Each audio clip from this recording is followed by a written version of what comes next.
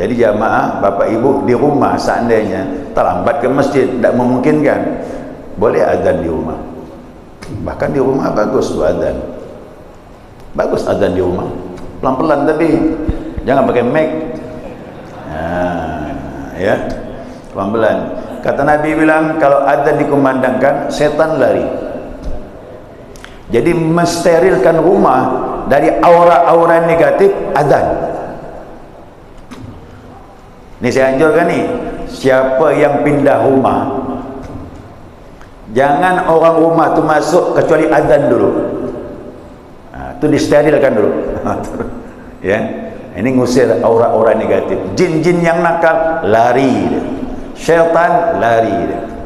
Itu cara menempati rumah. Jangan hanya baca Yasin, azan dulu.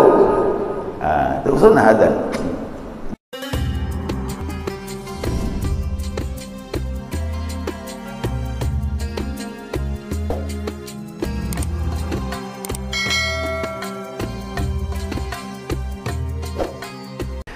Qala musannif rahimahullah ta'ala wa nafa'ana bi'ulumihi fid dharain amin.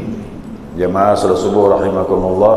Assalamualaikum warahmatullahi wabarakatuh. Alhamdulillah, senantiasa kita maturkan pujian dan syukur kita kepada Allah atas limpahan rahmah hidayahnya. Subuh ini kita dapat melanjutkan kembali kajian kita, mudzakarah kita, panduan kitab Fathul Mu'in. Yang terakhir kita bahas mengenai azan, dan sekarang pun masih berhubungan dengan azan. Ya, ini tanbihun, peringatan.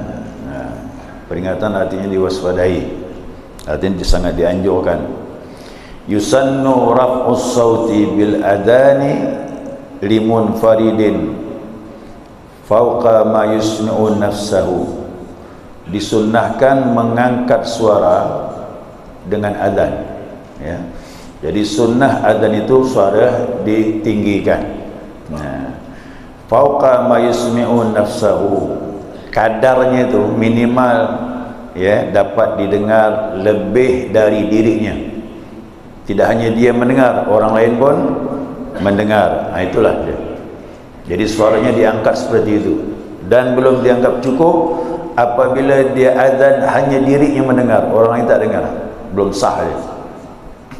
Itu bagi orang yang azan sendirian, salatnya pun sendirian.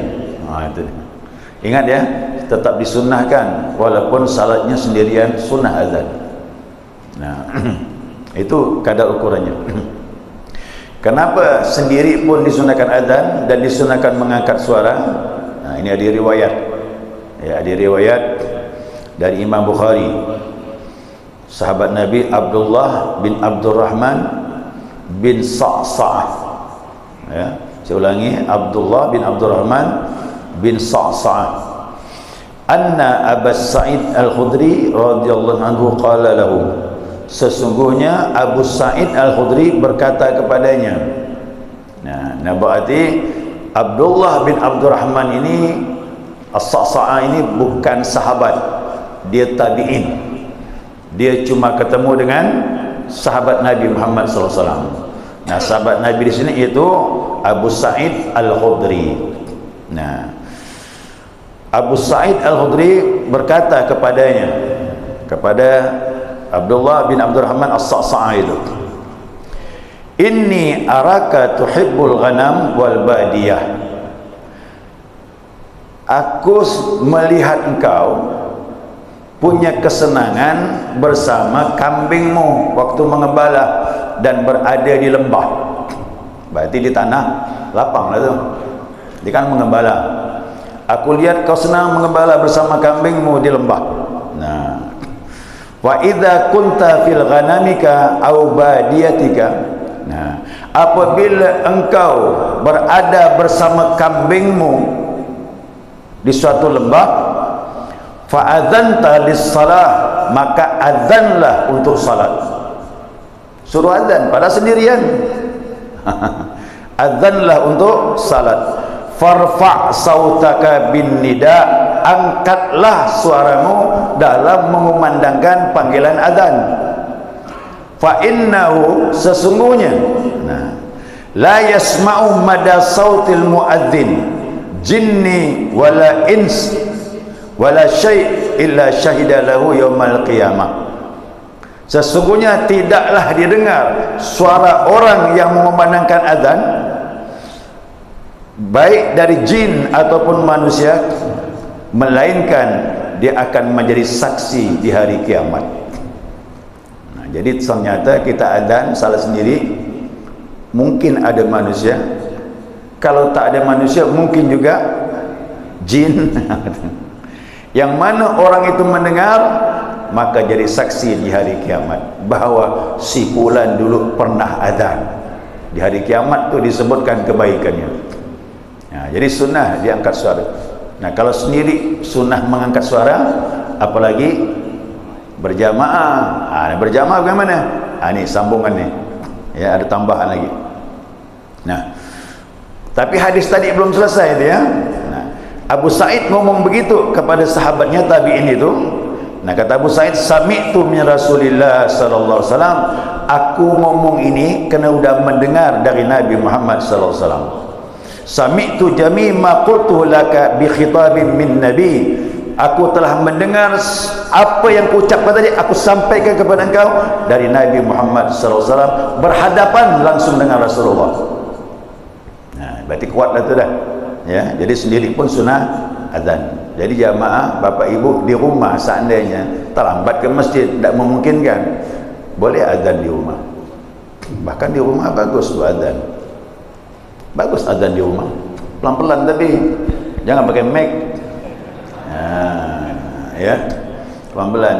Kata Nabi bilang kalau azan dikumandangkan, setan lari. Jadi mensterilkan rumah dari aura-aura negatif azan. Ni saya anjurkan ni, siapa yang pindah rumah, jangan orang rumah tu masuk kecuali azan dulu. Tu disterilkan dulu.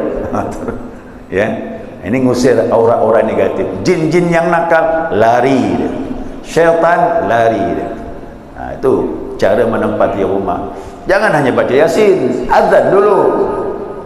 Itu sunnah azan. Nah, kemudian waliman yu'adzinu li jama'atin, bagi orang yang azan untuk berjamaah, bagaimana ukurannya?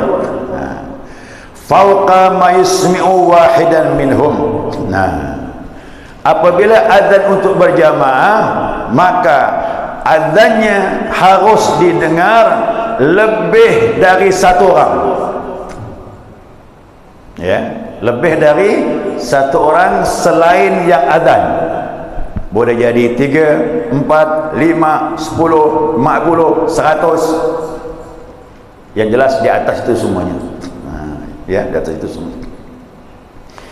Nah, wa ayyuballigha kulli fi jahrin bihi lil amri bih. Nah, jadi untuk meninggikan suara tersebut, menjaharkan dengan azan itu, mengeraskan suara dengan azan itu, memang ada perintah dari Nabi Muhammad sallallahu alaihi wasallam. Karena tadi hadisnya farfa sautaka, kata Nabi, angkat suaramu. Ingat awal kita bahas kemarin sebab-sebab azan. Mimpinya Abdullah bin Zaid. Abdullah bin Zaid mimpi, tapi dia tidak disuruh azan oleh Nabi Muhammad SAW. Yang disuruh siapa? Bilal. Karena Bilal suaranya keras. Ya. Nah, sekarang tak sekeras Bilal pun tak masalah, karena ada sound system. Ya, sound system. Ya. Lanjut, wa khabduhu fi bihi fi musalla uqimat bihi jama'atun wan sarafu. Sunnah merendahkan suara. Kalau tadi tinggikan. Nah, sekarang sunnah direndahkan suara azan, ya, apabila di situ ada orang yang salat melaksanakan berjamaah dan jamaahnya udah beranjak. Dari mulai salat sampai beranjak, kalau seandainya kita datang ingin bentuk jamaah berikutnya, tolong ni adab, tunggu imam salam. Ya, tunggu imam salam. Begitu imam salam, apalagi jamaahnya sudah mau beranjak, boleh azan untuk membentuk jamaah yang kedua. Tapi ingat, jangan keras-keras, jangan pakai mic lagi, karena tadi salat yang pertama sudah azan pakai pengeras suara. Yang kedua sunnah masih azan, tapi jangan pakai pengeras suara, dan suaranya direndahkan. Sunnah direndahkan. Wa tartiluhu wa idrajul iqamah, disunahkan adzan tartil dan mempercepat bacaan untuk iqamah. Tartil lambat, tapi kalau idraj menderas tu cepat iqamah. Jadi iqamah tu kayak kita membaca cepat. Allahu akbar, Allahu akbar, asyhadu an la ilaha illallah, asyhadu anna Muhammadur Rasulullah. Begitulah di iqamah. Ini pun masih saya dengar iqamah sama dengan azan, lama beraya dulu. Bedakan azan dengan iqamah. Azannya boleh panjang, iqamahnya cepat bacaannya. Dan yang kedua, azan itu manggil orang di luar untuk datang ke masjid. Iqamah untuk mendirikan salat, panggilan orang yang sudah ada di dalam masjid. Gitu dia. Itu aturannya begitu. Maka keraskan suara di luar untuk azan dan pakai mic dalam untuk iqamah. Dia diatur, ada suara dari luar, suara dalam. Tu teknisi lebih paham tu. Pakai suara luar, pakai suara dalam. Ya. Lanjut, wa taskinu ra'i takbiratil ula, sunnah mensukunkan takbir yang pertama. Setiap adzan takbir berapa kali? Berapa kali? 2 kan? Allahu akbar, kemudian Allahu akbar. Sunnah sukun. Takbir yang pertama dipisahkan dengan takbir yang kedua. Allahu akbar, Allahu akbar, dipisahkan, disukunkan. Apa disukunkan? Allahu akbar. Jangan bacanya Allahu akbaru. Allahu akbaru berarti dihidupkan, tidak disukunkan. Kecuali wasal. Kalau wasal, nah dia bilang apa? Fa illam yaf'al fal asahu dhammu. Jika tidak memisahkan takbir tersebut, nah maka yang lebih fasih kalau diwasalkan dihidupkan huruf ra-nya. Contohnya Allahu akbar, Allahu akbar, berarti pisah kita kan. Kok digabung bagaimana? Tambahkan huruf ra-nya. Allahu akbar, Allahu akbar. Disambung dia. Ya. Allahu akbar, Allahu akbar, dihidupkan ra-nya langsung kepada kalimat berikutnya. Faham tak ni? Nah, ini muadzin ni mau dengar ni. Ya, yang muadzin tu. Jangan dia mewasalkan dipisah. Allahu akbar, Allahu akbar. Itu kurang tepat dia. Dia disambung, dia diwasalkan Allahu akbar, Allahu akbar, Allahu akbar. Gitu dia. Maaf, ini contoh je. Suara saya ini tak bagus. Ya, contoh je. Jadi muadzin tu cari je suara yang bagus-bagus gitu. Ya. Kemudian wa idghamu dali Muhammadin fi ra'i Rasulillah. Nah, dan juga mengidghamkan huruf dal pada Muhammad ketika ketemu dengan huruf ra-nya Rasulullah. Wa asyhadu anna Muhammadan Rasulullah. Tulisannya begitu, tapi bacaannya jangan. Ya, bacaannya jangan. Bacaannya bagaimana? Diidghamkan Muhammadan menjadi Muhammadar Rasulullah. Gitu. Sama kalimat pertama tu. Asyhadu anlah tulisannya, tapi bacaannya nun hilang. Asyhadu an la ilaha illallah. Yang keduanya, wa asyhadu anna Muhammadar Rasulullah, dengan Muhammadan Rasulullah. Nah, itu istilahnya. Kena pakai tajwid juga ni. Adzan pun pakai tentuan tajwid, ada idghamnya. Idgham tu memasukkan huruf dal kepada ra, Muhammadar. Lianna tarkahu minal lahnil khafi. Nah, jika meninggalkan hal ini, jika tidak mengidghamkan tadi, nah, maka terjadi lahan khafi. Lahan apa? Bacaan yang keliru tersembunyi. Ya. Keliru tersembunyi. Artinya apa? Kadang-kadang orang tak tahu, ini pun menyalahi. Kerana tersembunyi dia. Bagi yang belajar, faham dia. Ya, jadi jangan lakukan seperti itu. Terakhir, wa yanbaghi nutqu biha is-salah. Maka disunnahkan sejogyanya dia bilang mengucapkan huruf ha pada kalimat hayya 'alas salah, matinya ha di belakang. Salati disukunkan salah, hayya 'alas salah. Tapi yang kedua, hayya 'alal falah, ha, bukan ha. Itu dia. Ya, beda tu kan? Itu beda. Hayya 'alal falah dengan hayya 'alas salah. Beda dia. Ada ha, ada ha. Beda di situ dia. Wallahu alam. Selesai sudah. Ya, sedikit saja sudah dapat dipahami. Nah, untuk selanjutnya silakan mudzakarah. Ya, jemaah.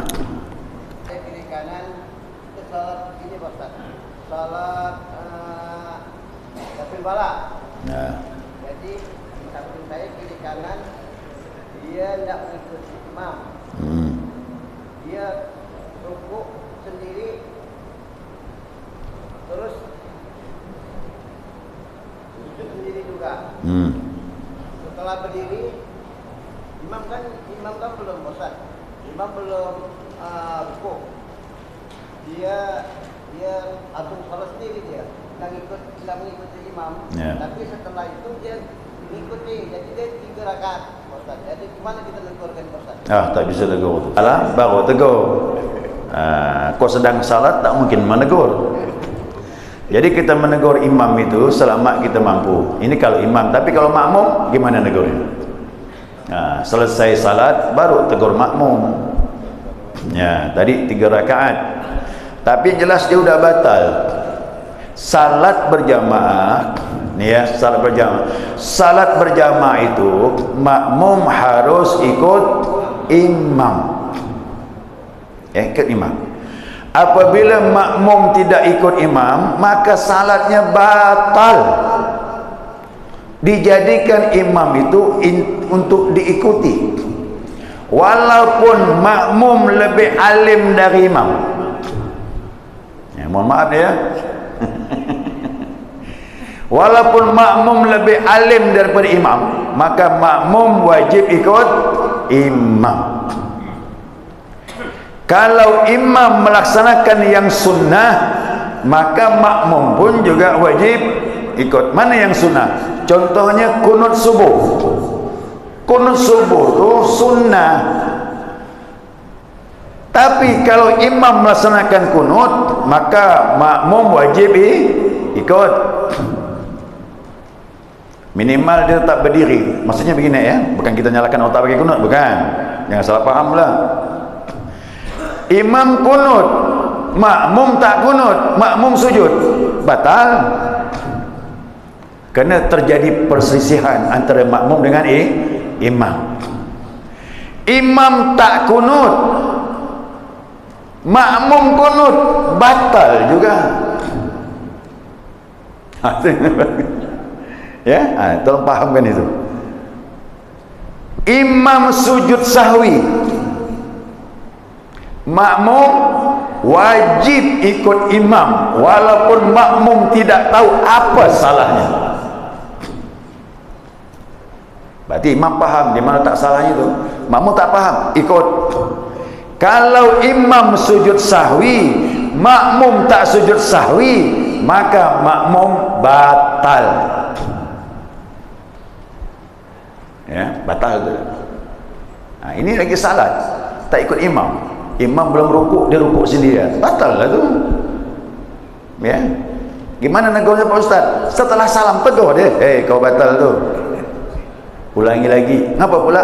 Jelaskan, awak dah belajar, kita dah belajar, jelaskan kenapa rukuk duluan daripada imam batal. Kecuali lupa rukuk, Allahu Akbar, subhanallah wa bihamdi, lihat imam belum rukuk, balik lagi, boleh. Lupa, kalau sengaja batal, ya, batal. Sekira itu jemaah paham. Jadi seperti ini, begitu kita salat sunnah, tapi dia berada di saf, mungkin dia tidak tahu ada salat sunnah seperti itu. Jadi dia salat sendiri, tidak ikut imam, dia salat sunnah sendiri, tapi tidak sama-sama kita. Tapi dia berada di saf, jadi saf kita jadi putus-putus. Ada yang ikut imam, kemudian ada 2 orang di sana yang safnya putus. Orang seperti itu bisa jadi dia tidak tahu ada salat sunnah seperti itu, sehingga dia dasar sendiri. Ya. Itu bagaimana sih? Tanya dia, ada berarti selesai. Kalau di salat lain tak masalah. Putus itu. Ya, safnya putus, keutamaan berjamaah berkurang. Kerana dia salat yang lain daripada imam dengan makmum yang lain, dia berbeza salatnya, dia tetap di saf, berarti fadilah berjamaahnya kurang. Kurang. Sama dengan salat jenazah hari Jumaat.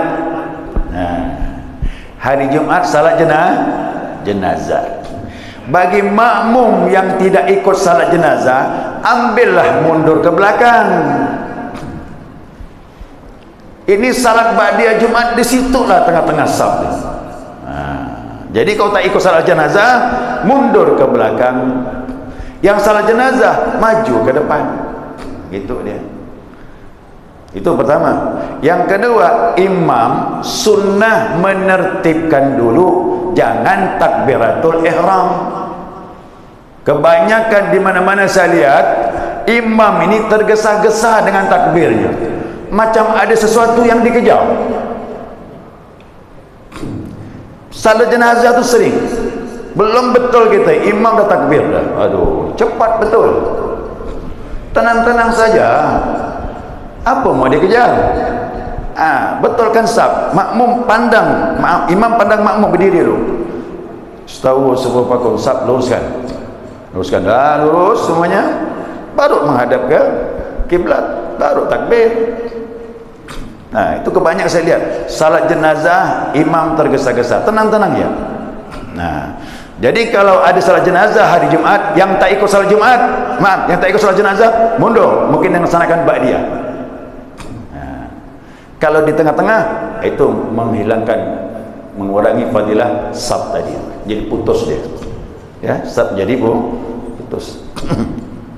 Gitu. Udah masuk waktu belum? Udah ya. Baik, sekira tutup.